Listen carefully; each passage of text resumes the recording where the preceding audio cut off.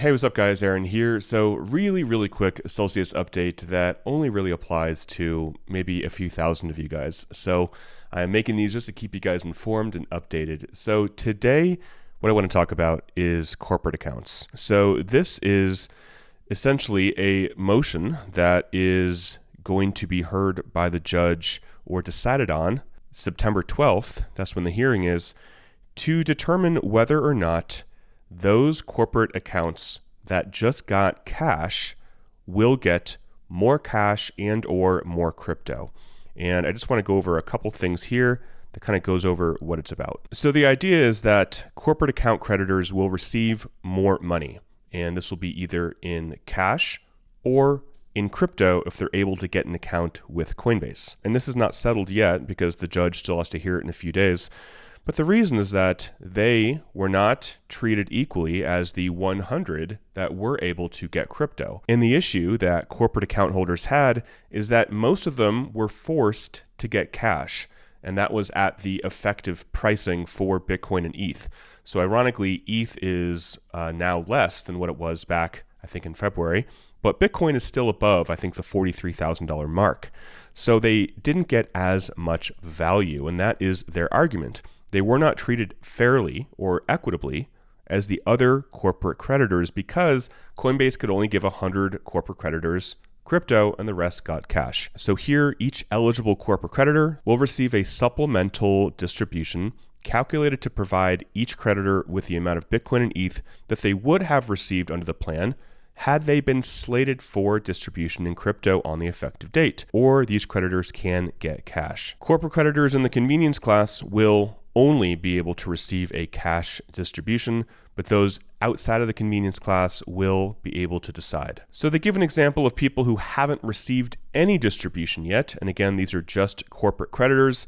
They will have the option of getting liquid crypto or cash. But for most corporate creditors, they've already received some distribution. So they give an example here of, let's say someone was entitled to 1 Bitcoin and 10 ETH, but they received around $68,748 in cash. They give some calculations about how they would determine how much more crypto they would get or how much extra cash they would get. Now, this is great for corporate creditors if it goes through.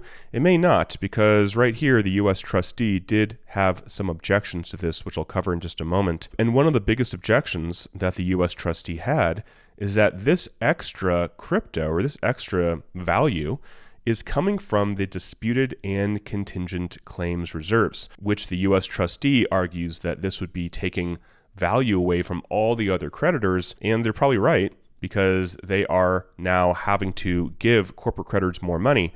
So I'll get to that in just a moment. So if you are a corporate creditor and this applies to you, you will get an email. No one's gotten an email now because this hasn't even been approved yet, and you'll have the option of getting crypto or getting cash. So if you want crypto, you'll have to successfully complete Coinbase's onboarding process, which is a pain in the butt.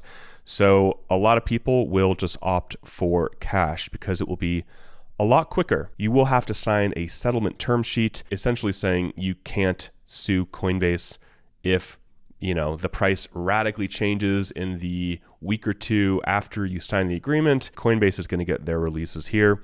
The Bitcoin average, so they're taking the average Bitcoin price from February 22nd to August 12th.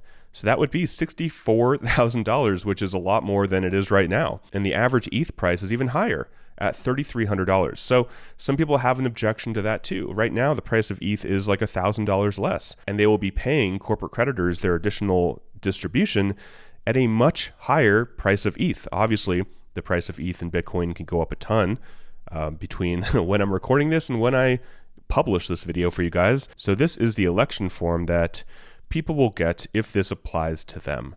So you'll get an option saying, I elect to receive my distribution in crypto. You would click that button here.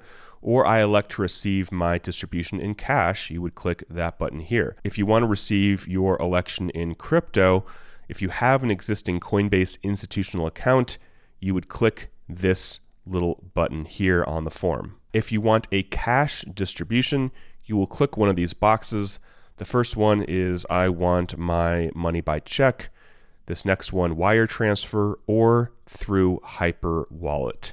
And if you don't vote at all, you will be getting cash. So somebody is already objecting to this, saying that the current ETH price is way lower than the price that they will be paying people. And here, the reality is that non-corporate creditors, so most people, are being used to pay off the corporate creditors so the Debtors Council and Coinbase can avoid all potential liability.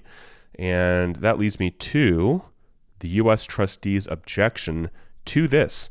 So even though this only applies to maybe 1,000 or 2,000 people, the U.S. trustee is like, let me write a 25-page document saying why this should not go through. And the U.S. trustee's job is to do this. It's to object. It's to say, hey, hold up.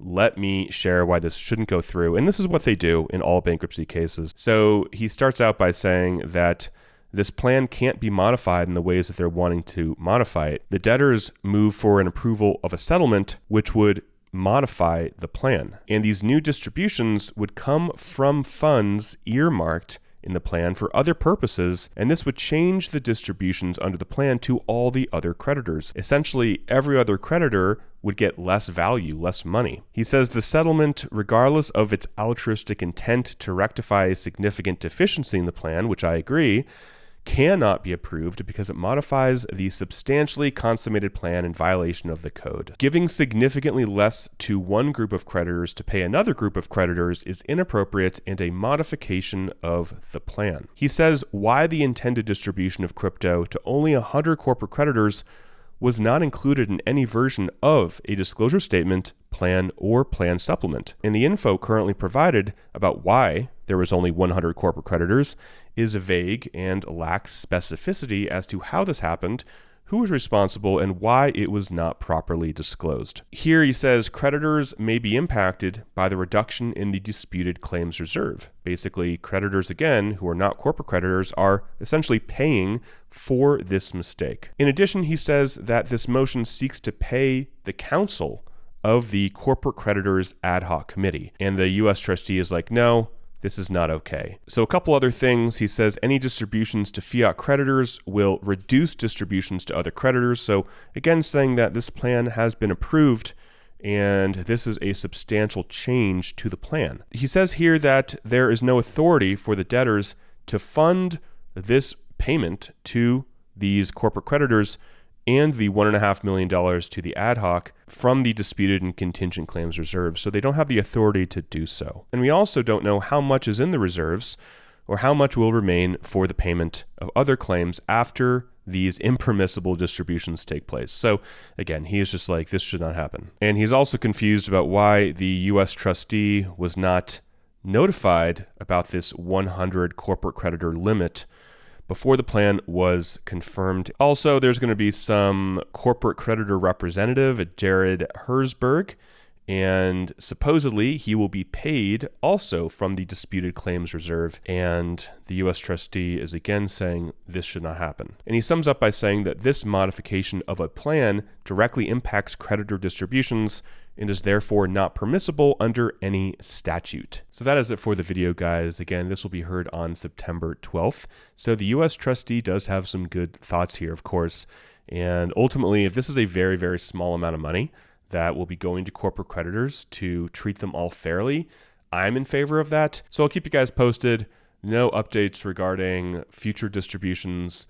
As of the last update, it'll be end of this year or early next year. And there's no clarity on the percent that they will give back in the next distribution.